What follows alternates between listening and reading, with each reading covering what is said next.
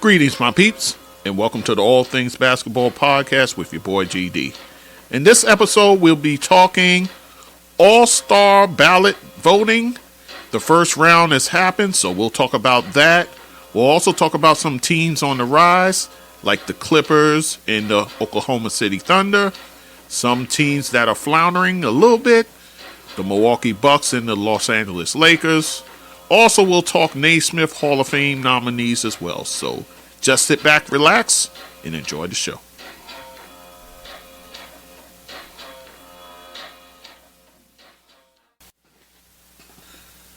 Okay, guys, it's your boy GD back with the All Things Basketball with GD podcast. And I want to cover some topics here. It's been a pretty good season so far, I must say that.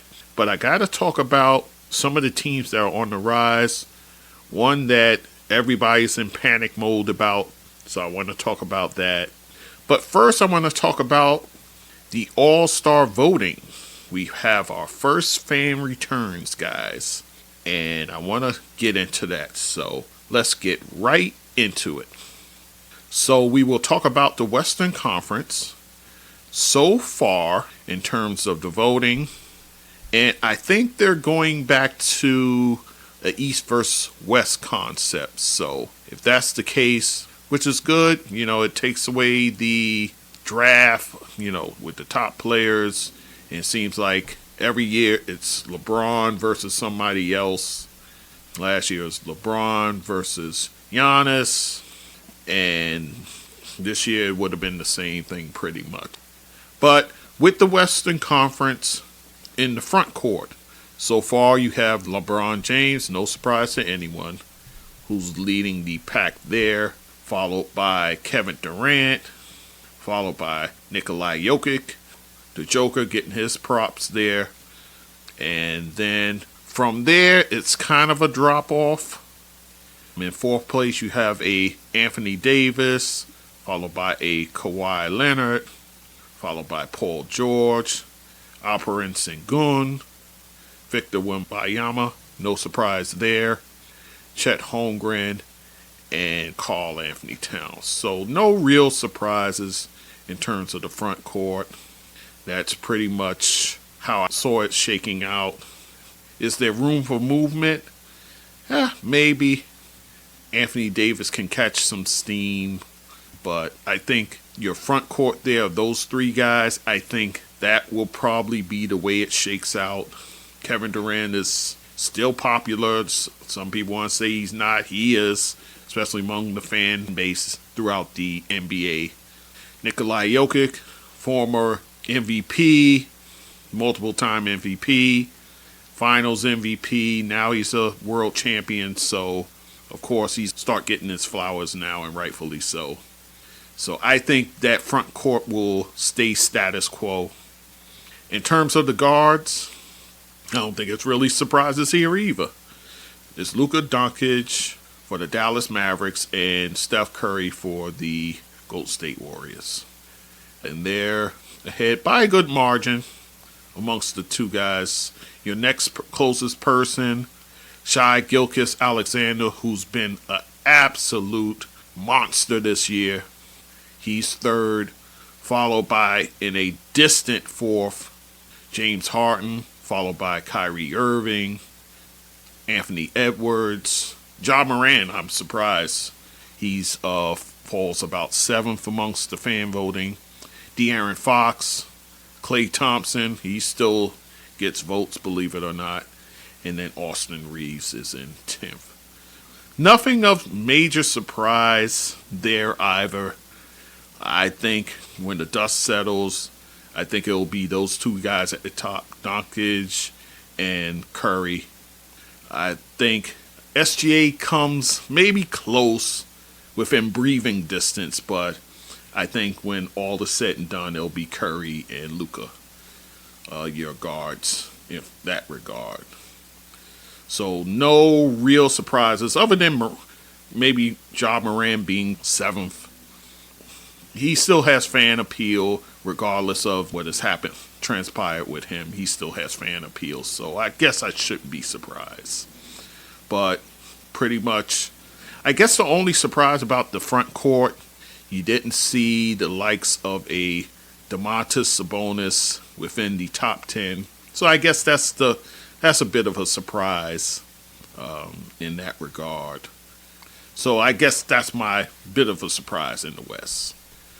So that's your Western Conference fan returns for the first round of the voting.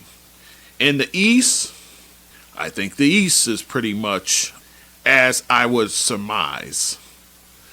In the front court, of course, Giannis Antetokounmpo for the Milwaukee Bucks. He's first. Actually, right now, he's the leading vote getter among both Eastern and Western Conference in terms of getting votes. He's followed by your reigning MVP, Joel Embiid for the Sixers. And third, Jason Tatum. It looks like Durant moving to the West has paid dividends for Jason Tatum. Now I think he's pretty much a shoo-in to be a starter amongst the front court for the Eastern Conference. So I guess he's the big winner in all of this, Jason Tatum. So after Tatum, big drop-off, guys. Jimmy Butler's next, followed by Tatum's teammate, Jalen Brown. He's followed by Bam Adebayo, Mikal Bridges, Kristaps Porzingis, Kyle Kuzma, and Paolo Banchero. The biggest surprise amongst front court, well, I'll say what the surprise is, but I'll give you my analysis on top of it. The biggest surprise is what a lot of people are talking about, especially Knicks fans are talking about, the fact that Julius Randle is not amongst the top 10. Right now, in terms of Julius Randle's numbers, they're on par with the likes of a Joel Embiid, a Giannis Antetokounmpo, and a Nikola Jokic in terms of all-around numbers. His numbers on that par, guys. But I'll give you my analysis after I talk about the guards. For the guards, you have Tyrese Halliburton, number one amongst the guards, and he's followed by Damian Lillard at 2. Halliburton, who did himself a huge service to himself by his performance during the in-season tournament. A lot of eyeballs was on there, so they saw what he did. So I think that really carried him in terms of this voting here. Dame's going to be Dame. He's always going to be in the running. He's followed by Trae Young of the Atlanta Hawks, who's not too far behind him in terms of the votes. He's about a little over 80 votes behind Damian Lillard. There's room for movement there. And then after Young is Donovan Mitchell, followed by Tyrese Maxey. He's getting love now. And then he's followed by Jalen Brunson of the New York Knicks. So you have a Knicks player appearing on top 10. He's followed by LaMelo Ball. After that, Derek White, who's having a fine year, guys. DeMar DeRozan, of course, and then Drew Holiday. So, wow, you have 5 Boston Celtics among the top 10 in their respective categories. Wow. With the guards, any surprise omissions? I don't think so. I think this is, well, LaMelo Ball being there is a bit of a surprise, yes. But I want to go back to Jalen Brunson and Julius Randle. Julius Randle, first of all, not being amongst the top 10, and Jalen just at 6. I've been following the Knicks for over 40 years, guys. And I could tell you, Knicks fans do not stuff the voting boxes for their players. They just don't. But yet, they're the first to moan about their players not being starters. But they don't do the voting. They don't. Only Knicks I can remember within the time I've been watching who ends up being the starter is Patrick Ewing and Carmelo Anthony. I think there was one instance where Amari Stoudemire got voted in as a starter. I think there was one instance. But besides those 3, no one else. No one else. For Knicks fans to grumble and moan about these things, it's pretty much your own fault because you don't vote. I'm a Knicks fan. I really don't vote. I don't. I probably should, but I don't. Do I moan and complain when Nick isn't a starter who deserves to be one? I don't really, because I know if I'm voting, then I have a say. But I gotta tell you, I don't vote. I pretty much rely on the fact that I know certain guys are going to be popular, so my eyes are turned towards who the coaches end up putting on the bench. So that's where my eyes turn towards. Is it right to put the onus on the coaches, hoping that they do the right thing and adding a Nick or two to the roster? Yeah. But in this year, it's going to be tough, guys. I got to say it's going to be tough. You're not going to be able to omit a guy like Therese Maxey the way he's playing. Donovan Mitchell's going to be Donovan Mitchell. Trae Young missed out last year, guys.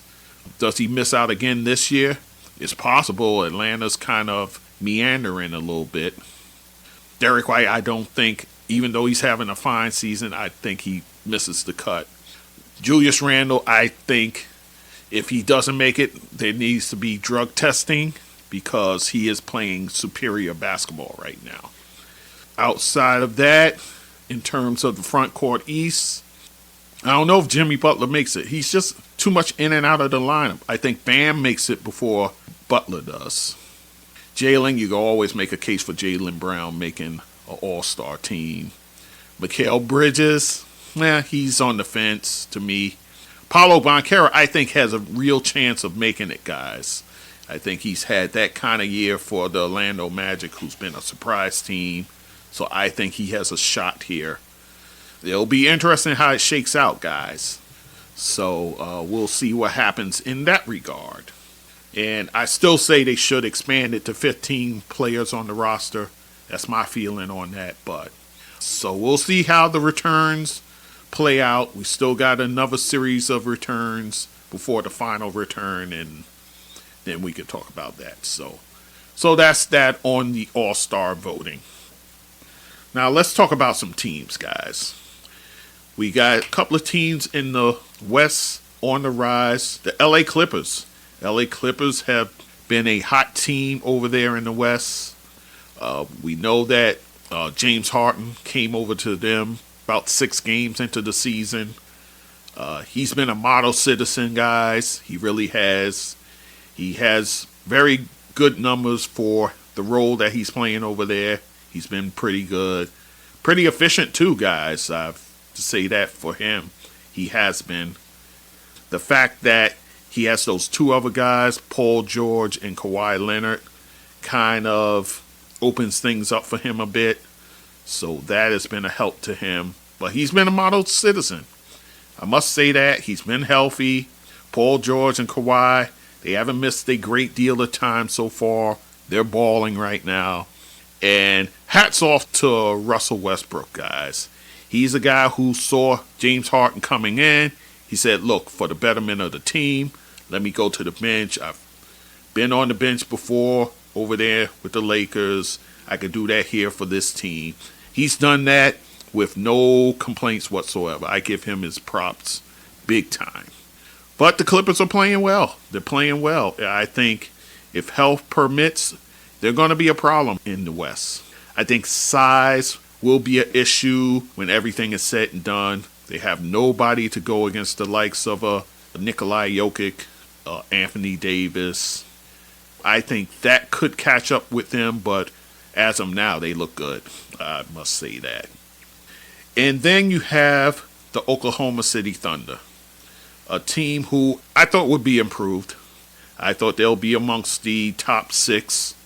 That's how high I thought of them. Shai Gilgeous-Alexander, he's playing MVP basketball, guys. I look at his numbers, I just stand in awe. He is 3rd amongst the scorers with 31.4 points per game, 6.4 assists, nearly 6 rebounds. He's leading the league in steals, guys. And he's shooting at a blistering pace from the field. 54.6% from the field. Over 90% from the free throw line. His 3-point shooting still a little suspect. but that's not really his game, guys. He's the in-between guy. He gives you that, but he's been absolutely sensational, guys. And again, an MVP candidate, Jalen Williams in his second season in the league, he has been very good, guys. He has been solid for them. And Chet Holmgren, I knew coming in that Chet Holmgren, the fact that he missed all of last season, I knew he could be a difference maker on this squad. He's been that, guys. He's given them what they needed, the punch that they needed. My only concern with this team is the Josh Giddey situation. Remember, he still has that case out there of him being with the underage girl. I think that's kind of affected his game a little bit, where he hasn't had the eye-popping numbers that he's had in the past. But I think once the dust settles from that, I think you'll see a different player. But as of now, hasn't given you all that. You're getting contributions from your bench, guys like Isaiah Joe, Kenrich Williams. So you're getting contributions from other places as well. And Mark Daigneault, I talked about him being a Coach of the Year candidate. I think he's right there in the mix, guys. The way he has this team playing, they're balling, guys. They are balling. And you don't see that very often from such a young team as what they have, which is why I mentioned in my last episode, if they were to somehow get their hands on a guy like Pascal Siakam, I mean, they got the draft capital to do it. The salaries is the only thing I would wonder about. But if they were to get their hands on him, this team will really be a absolute threat in the West. That's for sure. But right now, they're playing well without getting a guy like Siakam. So hats off to that organization there. So much so, as of recently, Stephen A. Smith, he said he had to apologize to Sam Presti because he thought he was accumulating all these draft picks and what is he going to use them for and those sort of things. But Sam Presti knows how to pick talent. He knows how to draft. He knows how to make the most of what he has.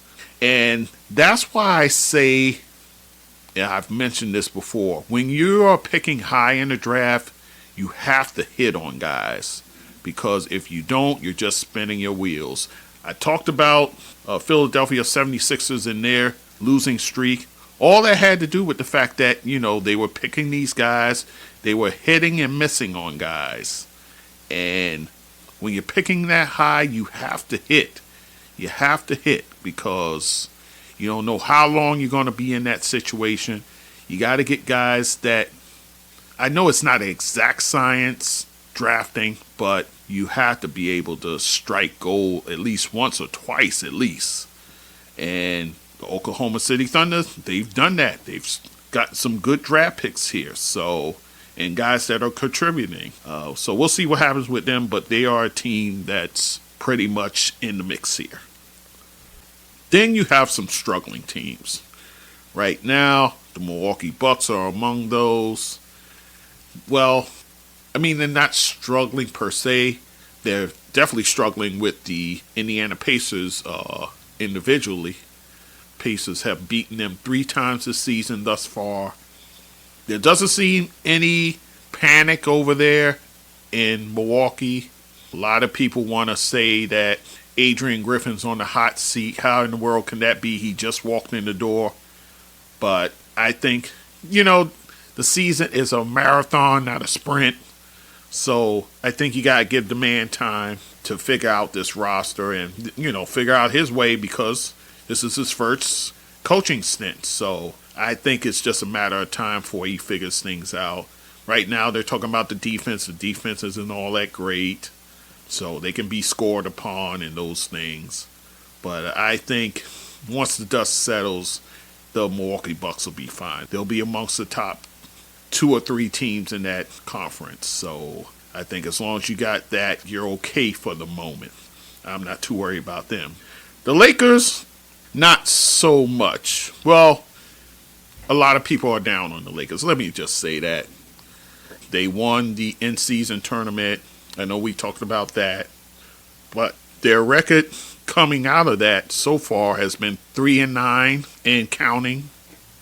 And the thing is, there's no like middle ground with the Laker critics and the Laker fans. It's either everything is beautiful, we're winning the championship, or everything is horrible, get rid of the coach, get rid of this one, that one, make a trade. There's never any middle ground where it says, okay, maybe they can play their way out of this and so forth. There's not that discussion at all. People want to point to the coach, Darvin Ham, but this is the same coach who got them to the conference finals last year. This is the same coach who, oh, by the way, got them that in-season tournament championship.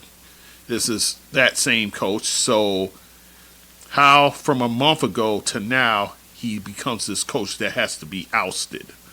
I don't get that. So you kind of lose me with that.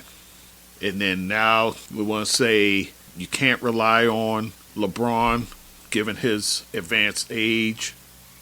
There's a lot of things going on. Anthony Davis, can't say much about him. He's been available. He's playing like a beast. They just need other guys to help out. That's what they need, guys. You need guys to step in.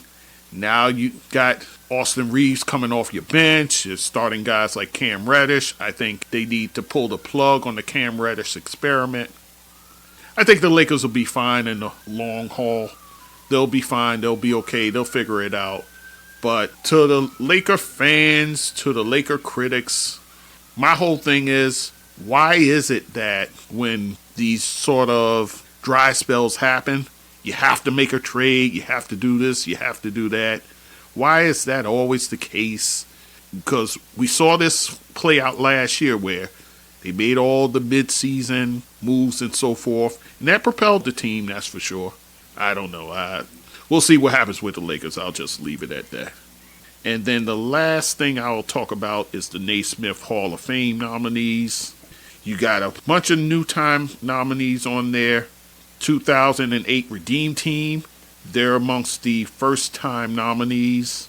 That's the team of LeBron James, Kobe Bryant, Carmelo Anthony, Dwayne Wade, Chris Bosh, Jason Kidd, Chris Paul, Carlos Boozer, Deron Williams, Dwight Howard, Michael Redd, and also Tayshaun Prince.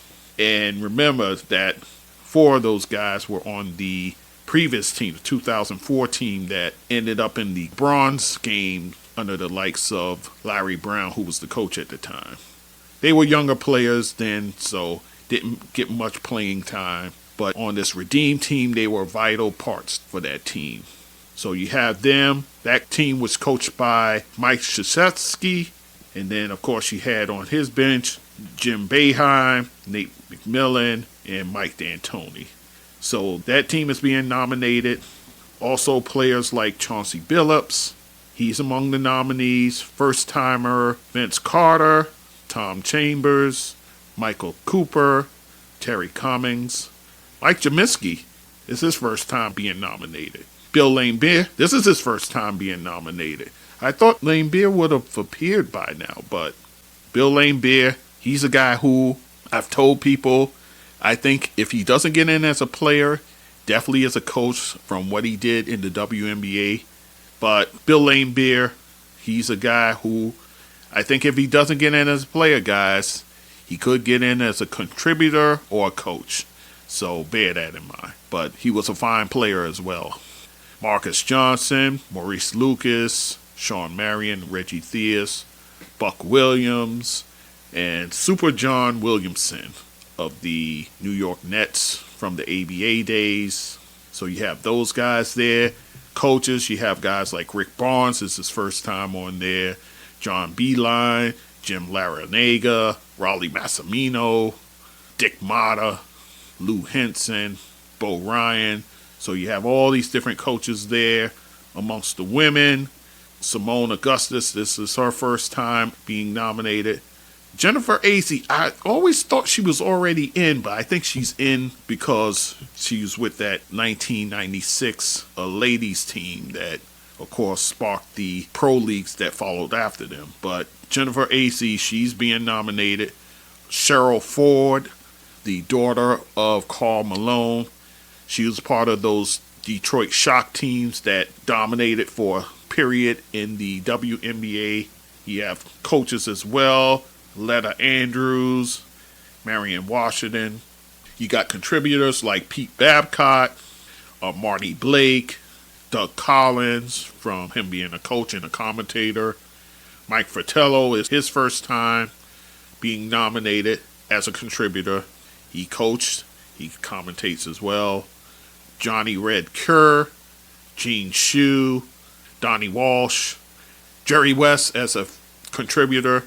Obviously, he's on as a player. Now he'll be nominated as a contributor as well, given his work in the front office and so forth.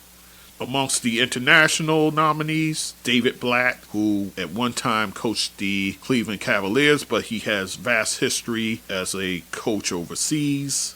Andrei Kirilenko, one of the best nicknames ever given, AK-47, as a player for the Utah Jazz. Penny Taylor, who's played with the Phoenix Mercury. Michelle Timms, Andrew Gaze, another international player there. And then you have the Cheyenne State Final Four team from 1982 that defied all the odds and made the Final Four. That team, HBCU, by the way, and that team was coached by C. Vivian Stringer. Then you have the 1972 U.S. Olympic team. That was the team that was robbed of winning the gold. They're being nominated. Dick Barnett as a player. I thought for some reason he made it. Apparently not. So those are your nominees, guys. It'll be interesting to see who ends up being nominated into that class of 2024. I look forward to seeing who gets picked amongst this crop of fine people who have contributed to the game. So with that said, that's it, guys. That's it for me. Thank you for listening as always, and we'll be talking soon. Take care, guys. Hello, my peeps. Thank you for listening and supporting the All Things Basketball with GD podcast. You can find us on our website, allthingsbasketballwithgd.com. You could also email us at thatsportsdudegd@gmail.com. Also listen and watch us on YouTube, All Things Basketball GD. Hit the like button when you see our videos. Also write a blurb about our show. You can listen to us on all podcast platforms, including Spotify and Apple. Leave a review for us at Apple. On the website, you can support us by hitting the Buy Me a Coffee button, support on Anchor button, or donate on PayPal. You can also support us by our Cash App, GD That Sports Dude. Once again, I thank you for listening and supporting the show, and do take care.